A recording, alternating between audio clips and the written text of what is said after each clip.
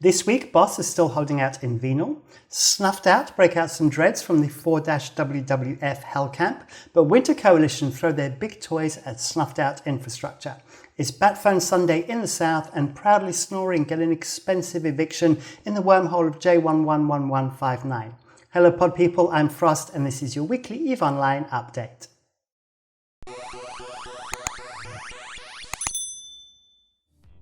Welcome back, and it's been quite the eventful week in New Eden. So, as always, we start off the show by announcing the winners of the Scope Syndication skin.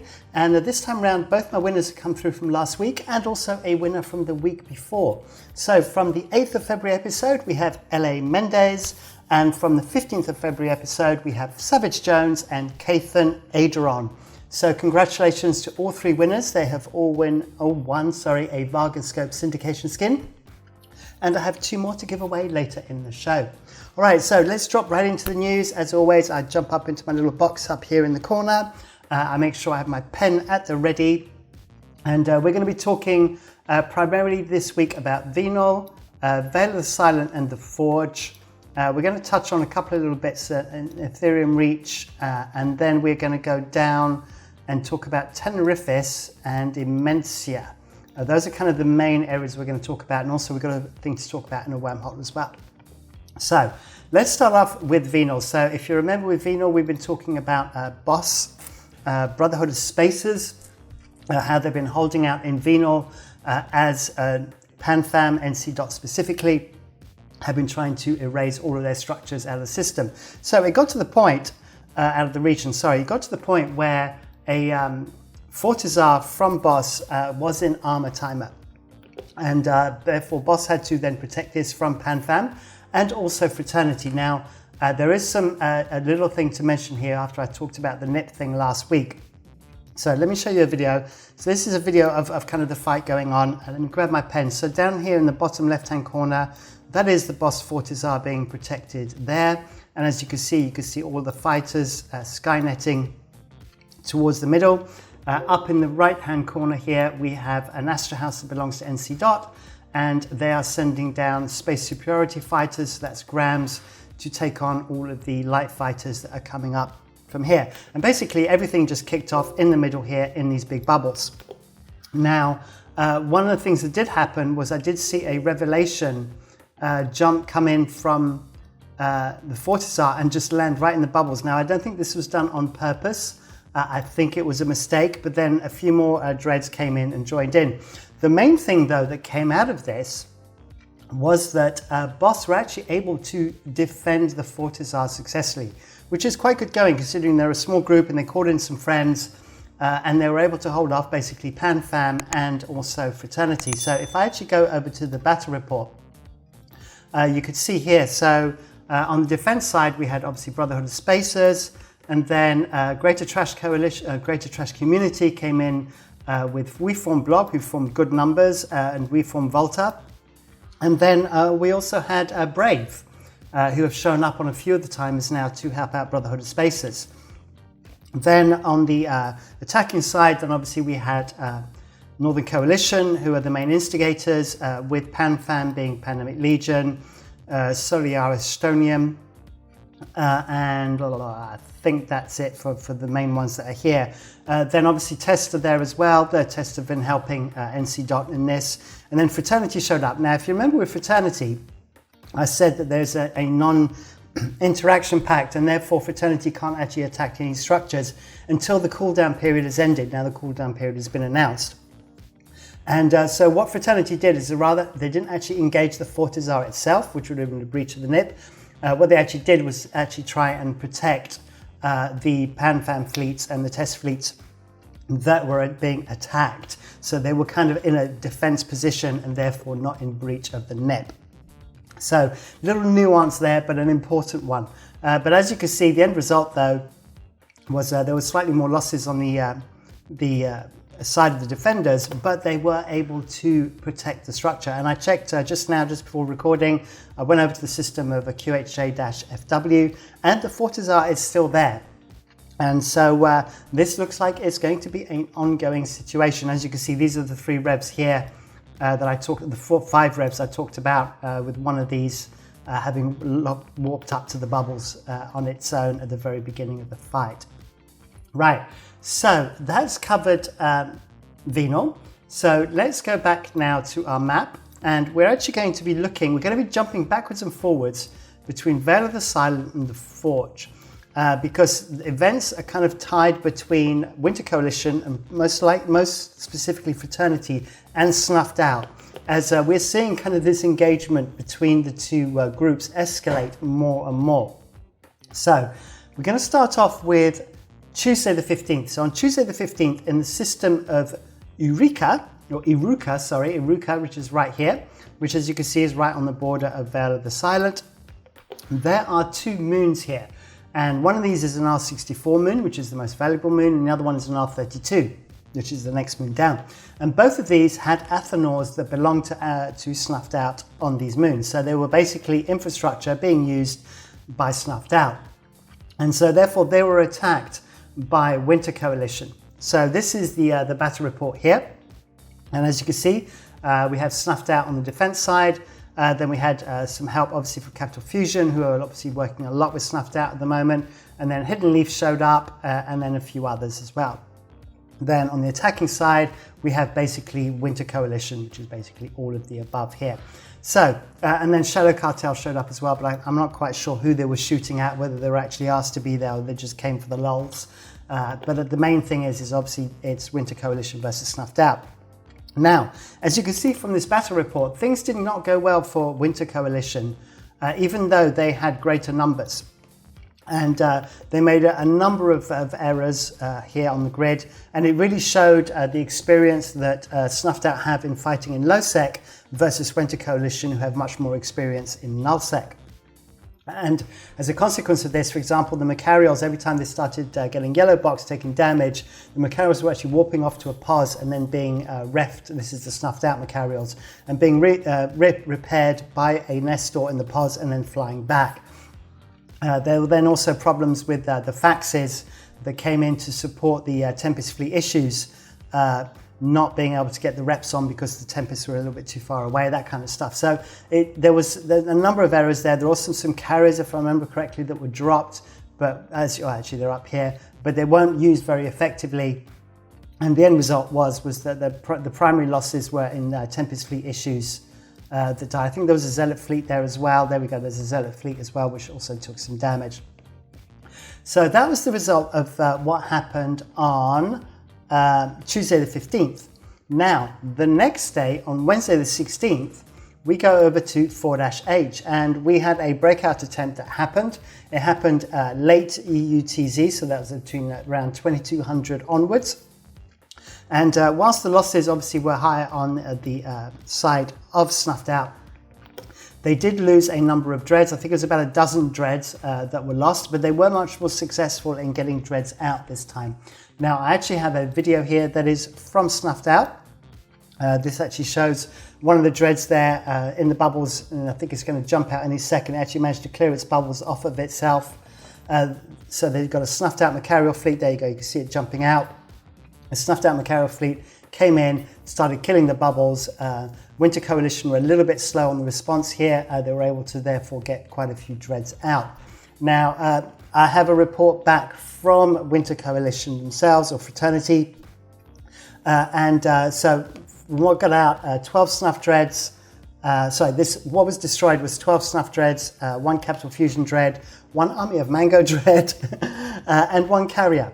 Now, the tally as based on what Fraternity are saying is so far 32 have escaped, 43 are dead, and there's remaining in these bubbles, based on Fraternity's count, 20 Revelations, 7 Naglafars, 2 Archons, 3 Thanatos, and 1 Nyx. That Nyx being the original bait Nyx that belonged to Looney Bin Corporation that was then kicked from Fraternity. So it is my understanding that Nyx is still bubbled and is therefore still trying to get out. So there you go. As always, these videos that I show on the show are always linked in the description below if you want to watch the whole thing with audio. All right, so time to move on. So that was Wednesday. Then we jump forwards. Now, obviously, when I talked about this battle report here this one in Iruka, I must mention that whilst the losses were high, they did actually achieve their objective, which was to put both of these Athenors into hull. And so we come to Friday and it comes to the hull timer. And here, literally all hell breaks loose. Now, what I actually have this live on my Twitch show. So if you want to see this whole recording of this fight taking place, then do watch my Twitch show, which is still available on my Twitch channel, and you'll be able to see all of this. So this is about 4 minutes 15 into the show, and I start doodling, I start showing, I start circling, I think in blue, here we go. So that's obviously Winter Coalition in the middle. Then I show the initiative up the top there in Cerberus's, and then I highlight Snuffed Out in their Macarial fleet. Now, as you can see, there's kind of a lot of flashes going on here, and that is because Winter Coalition, oh, by the way, the Dark Side was down the bottom there. Dark Side were in Eagles, but they didn't seem to engage very much. They seemed to, I only saw a couple on the actual battle report, so it looks like they didn't really engage. Now, what you're seeing here is a ton of super carriers being dropped in. There was about 50 from what I could count. And I got a follow from Brisk as well, so that was nice. So anyway, so a whole bunch of super carriers were dropped in. Obviously, this is like balls deep. There's no tether here. They were just dropped in space, in low sec, to aid in this engagement. And in a sec, we see all these Macarials kind of just warping off and going, okay, yeah, we're not getting involved with this. But they do come back a little bit later. And in fact, let me explain as well what's going on here, because just on the grid here, I don't know if you guys can see, but there is an Athenor that's actually anchoring, because what happened was whilst sorry, let me just put my pen back. There we go. Whilst the first Athenor was destroyed, what happened was a group came along, if I can remember their name correctly, it is the Nihilist Social Club, ninja dropped an Athenor as soon as the other one was destroyed. And so therefore, Winter Coalition had to come back and destroy this one as well. Now, in the meantime, on another grid, in the same system, there was a Fortizar opposite the other Athenor. The Fortizar belonged to Fraternity. And on there were a bunch of carriers that were skynetting their fighters onto the Athenor and destroying the Athenor whilst this fight was taking place at the place of the first Athenor, which had then been ninja dropped by Nihilist Social Club. So then what happened is you saw all those the carriers about to warp off. Well, what happened is, if I can find the spot at 1329, so let me just zoom up to 1329. There we go, it's close enough. What we had here was the Macarials then warped in at 0 on the Fortizar and destroyed a Thanatos. So they actually managed to kill one of the carriers that was skynetting. And then a few minutes later, they managed to actually do it again. So that was at 15 minutes 48. There we go. So there we go. And you can see now, we can see the Macarials. Oops. They're now just about to warp off, and they were busy shooting the Thanatos that was there. So there you go. So the Macarials warp off, and you can now see that there will be a wreck here of this Thanatos. So they actually did manage to kill a couple of carriers with their Macarials just by warping straight onto the Fortizar. Now the Tempest Fleet issues arrived, but unfortunately they arrived a little bit too late, and the Thanatos was destroyed. But then things move on from there. So the Athenor, the second Athenor, was finally destroyed. There you go, there's the next dead Thanatos. The second Athenor was destroyed. But then there was a TFI fleet then warped off to a pause that had a Snuffed Out Ragnarok in it. So if I zoom up to 44 minutes 09, so this was going on for quite a while. I also covered other things. I actually started my show, my Blackton Potted show, and actually had to come back to this because all hell basically broke loose. So what happened here is that we've got the Macarial fleet, and obviously we've got the Initiative fleet as well from the Cerberus Initiative fleet here. And you can see all these Macarials are here. And they start warping off just as more supers start jumping in from Winter Coalition. So Winter Coalition already had about 50 supers in the system. You can see the silo is now lit, and now we're seeing about a dozen more Winter Coalition supers dropped in on grid. So the fight continued to break out, and a few of the Macarials ended up getting caught on this POS grid and ended up being destroyed. And in fact, I actually got some really nice footage a little bit further on of these supers. Actually, here we go. Oh, a whole bunch of supers literally coming in warp, all warping in together from the Fortizar and joining these extra supers that jumped in later on in that whole escalation. So yeah, as I said, if you want to watch all of this and want to hear my running commentary of the chaos that ensued, so there we go. So we can see a whole bunch of Macarials there as we're coming in. So just so it's clear, Fraternity in red, and then all the neutrals, so the greys and the oranges were the Macarials and Snuffed Out and Initiative, etc. So yeah, as I said, go and check out the Twitch video, link to the description below, and you can see the full running commentary on this. So yeah, so it's been quite an eventful week in LowSec. Now, the Athanors were then replaced with Athanors that belong to Fraternity. Fraternity were able to manage to anchor these uncontested, as they'd formed like a CTA for the anchoring of the structures of the Athanors that replaced the two that were destroyed that belonged to Snuffed. They actually went off and reinforced some other Athanors that belonged to Snuffed Out. While Snuffed Out, I believe, actually ended up reinforcing an Asbel all the way down in Derelict that belonged to Fraternity. That must have been left over from the days when Fraternity were kind of down in Deterid and stuff. So there you go. So lots and lots of lasers and lots of pew-pews and fire going on, and some really good, I managed to get some really good shots on this. So I was really, really pleased with how that played out. Okay, time to move on. So let me see the battle report for that one. There we go. So the battle report, I didn't use BR Eve tools this one because BR was behaving really strangely. But you could see that this time round the losses were very much on the side of Snuffed Out and friends rather than with Fraternity, who seemed to get their act together a lot better on these hull timers. So there you go. So that's kind of what went on there. Right. Then I'm just going to jump over to Geminate quickly. The reason why I wanted to jump over to Geminate was just to show that Bjorn B is active. I thought he would get involved in these Poco Wars last week. As we'll see from the Road to FanFest update that was done a little bit later on, we'll now understand why Bjorn B has not restarted his war in terms of the Poco Wars. He's waiting for some changes to come in.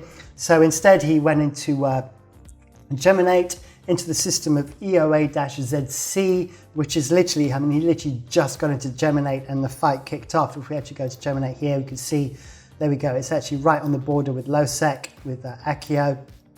But interestingly, he brought a fleet of hull-tanked Megathrons and Brutixes. Unfortunately, they didn't do very well against the rocks. The rocks were able to just stay at range and just intercept them, and obviously PL and PH and obviously the Resonance of an ER were there as well, so that's Soliar, Estonium, Intrepid Crossing and the Commonwealth. So there you go. So just a more kind of an update there to do with Bjorn B rather than the actual BR itself. But you know, we saw some hull tank ships coming out, but yeah, they had range issues. They were railgun fit, not blaster fit, but they still couldn't obviously reach out to these rocks. And I assume they got bubbled to hell in that system. I assume there was, let me just scroll down just to make sure. Oh, we had some Eagles as well from Pandemic Horde and Feroxes from the ER crew. Yeah, so there you go, a ton of Sabres there and Flycatchers. None of them would seem to be destroyed, so yes, they must have been caught in the bubbles. Okay, then I need to talk about something a little bit different. This was a Hell that was destroyed that belonged to Winter Coalition, but was actually destroyed in PanFam space. Now, as you know, or you probably do know, that Winter Coalition and PanFam, in theory, are blue, especially when it comes to PL. Not necessarily with PH. PH have actually reset Fraternity, but PL and the Ethereum Reach side of PanFam, so that's Soliar, Estonium, Slice Pirates, Intrepid Crossing, and the Commonwealth. So I had a bit of a mind blank there. All of these guys are blue. So why did this hell die? Well, essentially the story behind this is literally triggered, found out that this pilot was actually RMT'ing, literally triggered, and Winter Coalition do not want RMT'ers in their alliance and the coalition, so they kicked in. They gave him 3 days to leave the corporation as good grace. This pilot then contacted Soliaris Stonium, a Slice, to join them. A conversation then broke out between Literally Triggered and Slice. They then understood what the situation was and they baited the pilot into LXQ2-T and then proceeded to shoot him. And a Moloch got to come out to play as well. I believe this Moloch may belong to Pittsburgh, as from what I understand. I may not be correct, you can correct me if I'm wrong. But yeah, so the Moloch got an outing and got to shoot a hell. So there you go. So that's the story of that hell there, and of groups working together to try and clear RMT'ers out of the game, or at least destroy all of their assets. Okay, then talking of hells dying, another hell died. This one had nothing to do with RMT. This one was just an unfortunate death and due to not paying attention. Basically, really strong alliance managed to kill this hell. This hell was traveling. They were keeping an eye on it, and they were waiting for the Sino to be lit. And the Sino pilot picked the system of Isbrabrata to stay in, and was waiting for the Sino to show up on the map so that he would know, or she would know, where to warp to. And the hell decided to light the Sino in exactly the same system as the Devoter of really strong alliance. So he was able to just stalk straight to the Sino and kill it. So the message here is if you are traveling and you're doing solo traveling of a super, then do make sure that there is no really strong alliance tune in the system in local with you before you light your Sino, as it will most likely be a hick. So there you go. So a quick little lesson there, and as always with these things, there's always a lesson to be learned. Okay, now what we're going to go on to next. Okay, let's do the giveaway. So for the giveaway, we have still the Varga scope syndication skin. So we have the Marauder skin. It looks wonderful on the Varga. And my keyword for this week, this is a keyword that you're going to have to use in the YouTube comments. So you need to make up a sentence with the keyword of my choosing. And my keyword this week is super. So you can use any version of super that you want. You can say it's super, super carrier, super whatever, and just make up a sentence, and then I will do the draw after 1800 UTC on Friday the 25th of February. So that's your cutoff date, 1800 UTC, Friday the 25th. I then normally do the draw sometime on a Saturday, so check your YouTube comments Saturday evening or Sunday. See if you've won. You can then contact me on my Discord, link in the description, and I can then hand out your skins to you. So good luck in the draw. All right, so now we are going to go back. I need to get off this hell kill mail, and we're going to go back to the map, and now we're going to go over to the south, and we're going to be talking about two systems, so Immensia and Tenerifis. So let's put a line on there. Okay, so those are the two regions that we're going to be looking at. I'm just keeping myself entertained, don't worry. So first up, we're going to start with Tenerifis. So all of this happened on the Sunday, so it looks like the south decided to not do very much all week. And then it came to Sunday, and then two major fights broke out. The first one broke out kind of in the afternoon of UTC, and then the other one went into early evening into late evening of UTC. Now, the first fight broke out over this constellation here. I actually should include the whole constellation, shouldn't I? There we go. Like so. And the main systems that were being fought over were these three iHubs, which were reinforced. I was also looking, I've got a little Pac-Man now, haven't I? There you go. Let me do a little live for waka waka waka. You should have been in yellow. Let me do that again. So, never mind. Okay, so what we do is we do a yellow dot anyway. Also, you see here Game. Now, I didn't know who Game were. It was actually Game Theory. Apparently, Game Theory have joined Tyre, which is part of Fire. So there is another alliance now that is part of the Fire Coalition. So they continue to grow exponentially by the looks of it. Anyway, so as I showed with these systems in blue, let me do that again. Let me do my Pac-Man face. So these systems here are the systems that were being reinforced. And so a big fight broke out over it. And I'm going to try and find the right battle report. Here we go. This fight, I need to check my notes because it got quite confusing. So essentially what we had is we had a big fight involving about 1,600 pilots, as you can see here. And it started off with Fire Coalition arriving late because Fraternity were late. Now Fraternity came to assist, so Fire Coalition, Batphone, Pandemic Horde, Test Alliance, and then Fraternity. Fraternity had real problems finding a wormhole chain, therefore arrived late. As a consequence of that, the first two timers, it was left too late for them to be able to contest it. So the Imperium, as I understand, were camped in the system of DTAC 9, but the main fight took place in RHO-EG on the gate. Now, Fire were actually able to destroy the iHub in HTAC-H, so these were nodes that were basically bouncing out. But they lost their toaster, so therefore they disengaged, as they also felt they were losing the fight as some more reinforcements were coming in, and they didn't feel like they could hold the grid to be able to get another toaster on grid. Now, I actually have a video of this, which you can check out. It is from Bad Juice, and for some reason, for the first 30 seconds, there is a girl dancing, twerking on Venice Beach. Don't ask me, I just work here, don't know why. It's a Bad Juice video. If you want to try and keep track of all of this, it's in fast forward, so I can never keep track of what's going on with these fast forward videos. But it is nice and colourful, you've got to admit. There's lots of blues and pinks and oranges flying around in all directions very, very quickly. So if you want to see this video, go check it out in the description below. And remember, the first 30 seconds involve a twerking girl on Venice Beach. Right, so then we come on to the second fight, and the second fight was also over SOV. And this time round, it wasn't to do with the Imperium and the Drakari SOV, it was to do with Black Rose SOV, and it covered this whole constellation. So, and also this system as well, there you go. So the fight took place, or the fights took place, involved all of these systems. Now, Triumvirate actually reinforced the systems of R-ZUOL and E1F-LK, and so the nodes were spawning for these two systems. So Fire Coalition showed up and discovered that Triumvirate batphoned Wrecking Crew, and then also Wrecking Crew then batphoned Red Menace Coalition, and then Imperium showed up as well. So on one side we had Triumvirate with Wrecking Crew, with Red Menace Coalition and the Imperium.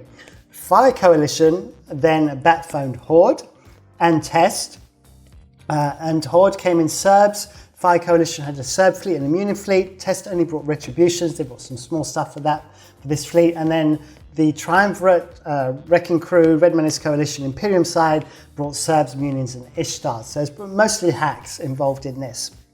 Now, what actually happened was that Fire Coalition originally set themselves up in GM-OK7, 0K7, and basically camped the HTAC-R gate as they assumed that it would be coming in from catch. They also had some carriers on a Skyneted fort, so they had a fort on grid on the gate, and they had about 20 carriers or so that they then sent down their fighters to the gate. Now, what happened was everyone on the attacking side actually bridged into RF6T-8 and then went in this direction and jumped into the GM-OK7 gate or 0K7 gate. And that's where basically the main fight broke out. Now, this fight got pretty bloody, and once again, we have a video. Unfortunately, there is no, wrong one, there's no twerking lady on this one, but it is in 4K, so you get to check that out.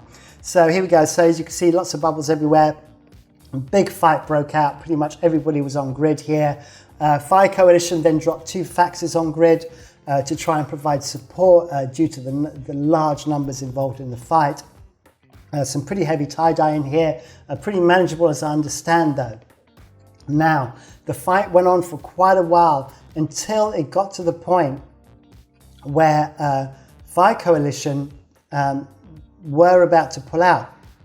And then something strange happened, because in the middle of this fight, the Imperium also decided to shoot the jump gate, which was in system, that belonged to Black Rose. But once this jump gate was destroyed, Imperium then disengaged. And then from there, it looks like Wrecking Crew then disengaged as well. And as a consequence of that, the iHub was not flipped. And in fact, I have a graphic here of the event, and this is the iHub in E1F-LK. And at the time when the jump bridge was destroyed and the Imperium basically pulled out, it was only one node left to get. But Imperium pulled out, then Wrecking Crew pulled out, Red Menace Coalition also disappeared, which left only Tri, and then Tri were in no position to fight Fire and plus their friends on their own. And as a consequence of this, the iHub was saved. So it was very, very nearly flipped to Triumvirate. So Triumvirate nearly gained a foothold in Immensia, but missed out by literally just one node on this big fight. So big BR at the end of it, and as we can see, some pretty big losses on both sides, pretty equal though, about almost 80 billion on each side there. But a big long fight, and I think everybody enjoyed the fight as well. That's how everybody got involved, and everyone got some fights. And obviously we got Moonpire there as well, which I mentioned before, with his multi-boxing EOSs. He managed to make a showing as well, and looks like he survived as well. He did all right. All right, so also I need to say a big thank you to the pilots that gave me the information on this fight. I tried to make head and tail of it from the BRs and stuff, and it was just not going anywhere, and a couple of pilots really helped me out in giving me a kind of a lowdown on what was going on there, so I really appreciate that. But as you can see also, it was a proper battle of the monitors, as you can see here. Although the Imperium, sorry, not the Imperium, the Fire Coalition test, or Pappy version 2 as the Imperium C3 like to call it at the moment, did seem to have the more monitors, so they should have won conclusively based on what we know with monitors. All right, so I'm kind of waffling on here. Now let's move on. Now I'm going to go over to Iridia. Iridia, I just wanted to talk about another hell. So this time it wasn't a hell, I don't think. It was a supercarrier that was destroyed. But it was a Nyx this time, that was destroyed in Iridia. And it belonged to Goon Swarm, and it was trying to make its way back to Delve. It was actually destroyed by Losec Naya and the only reason I mention it is because they have a video of it here. They're actually, the video shows the first 6 minutes of them trying to hunt this Nyx. It was cloaked, but they managed to probe it down. As you can see right here, they then decloak it. Then all hell breaks loose as the Cyno is lit, and then the drop is done. The supercarrier pilot did actually do a pretty good job of trying to defend. He did fight all the way to the end there, but unfortunately he was unable to survive the onslaught. I do like the Losec Naya crab there with the little eyes kind of dotting around as well. It's pretty cool. All right, so that was that. So that was another another supercarrier down, caught by the Losec groups there. Now, then we have a Fortizar defense that I just want to mention as well in Cador. And this time around it belonged to Deepwater Hooligans. There we go. So the reason I want to mention it as well is that we had the boss Fortizar defense that went very well. This time around it was a very good defense for Deepwater Hooligans. They managed to save their Fortizar and also do quite a lot of damage to their attackers. So they basically had help from Dread Bomb, Snuffed Out, and Pirate Load of War, and Off-Sound Mind. Off-Sound Mind kind of being a double act with Deepwater Hooligans, and they call themselves a Crunch Wrap Coalition. They relied, I think, primarily on about a dozen carriers skynetting off of the Fortizar. And then, let me just look at my notes so I don't have to scroll all the way through. Then subcap defense, from Deepwater Hooligans of Sound Mind, Snuffed Out, Dread Bomb was preparing with Carriers and Tempest Fleet issues versus Dock Workers, No Forks Given, Pandemic Legion, and Moss Piglet Preservation Society, who I don't know, but I absolutely adore the name. So Pandemic Legion being kind of the odd one out here, who are the nullsec group. Most of the others are kind of low secers with a little bit of nullsec presence. Primarily Dock Workers and No Forks Given, normally seen to be fighting Deepwater Hooligans and Sound Mind quite a lot. So there you go, and Shadow Cartel made a small showing as well. So I think that's about that for that fight. Now, I've got an eviction. Now, I don't cover wormhole stuff much because I don't know much about wormholes. Someone actually did try to spend a lot of time explaining to me, but it was just too much information overload. So I'm going to come at it with snippets. As I find out bits and pieces, I will then kind of report on it. This time round, it was the wormhole of J111159. And there was a corporation there called Proudly Snoring, who had a Fortizar, and they were being evicted by Parabellum and Unchained Alliance. And they did get a little bit of help from Ministry of Appropriate Footwork and a few other groups, but unfortunately they were just not able to provide a good defense. Primarily, while they did have some carriers on grid and quite a few Leshaks, they just didn't have the organized kind of fleets that Parabellum and what's his face? Unchained Alliance were able to bring. So Drekavax from Unchained Alliance, legions from Parabellum, and they were therefore able to destroy the Fortizar. So not only is the Fortizar destroyed for a loss of 104 billion, that's including the Fortizar and obviously the ships that were defending it.